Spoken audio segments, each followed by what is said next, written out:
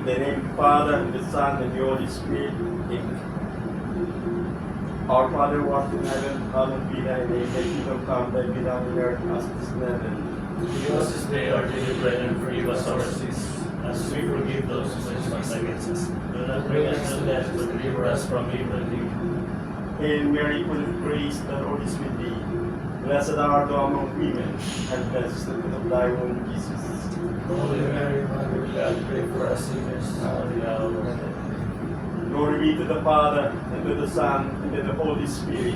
As it was in the beginning, is now, and ever shall be, world without end. May mighty God bless us, the Father, the Son, and the Holy Spirit. Amen. Okay, gentlemen, an interview of duties and responsibilities on board the ship. Master. Master, sir, is the overall responsible of the vessel.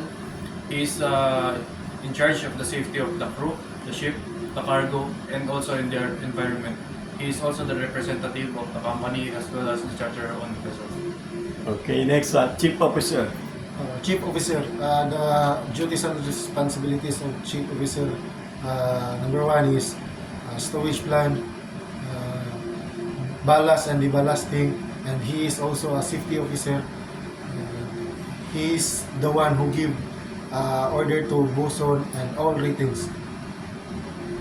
Okay, next, Second Officer. Second officer is navigating officer in charge and passage plan and in charge of the equipment on the bridge and radio equipment, and keeping in charge to medical and medicine on the ship, and assist chief officer in port loading and unloading.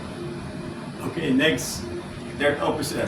Third officer is responsible for the safety of life as equipments and the maintenance of it, and also he is responsible for preparing the documents when in port and when in port. Thank you. Okay. Next, Bosun. Bosun is the senior deck hand responsible for monitoring the deck crew and also in charge of maintenance under the instruction of the chief officer, as well as routine operations such as anchoring and mooring, sir. Okay. Next, AV. AV sir serve as lookout and helmsman as needed and follow all orders given by bosun and chief mate, and to duty officer as applicable, sir. Okay, very good. Okay, gentlemen, please subscribe my YouTube channel, Cap EV Pinball TV. Thank you and God bless.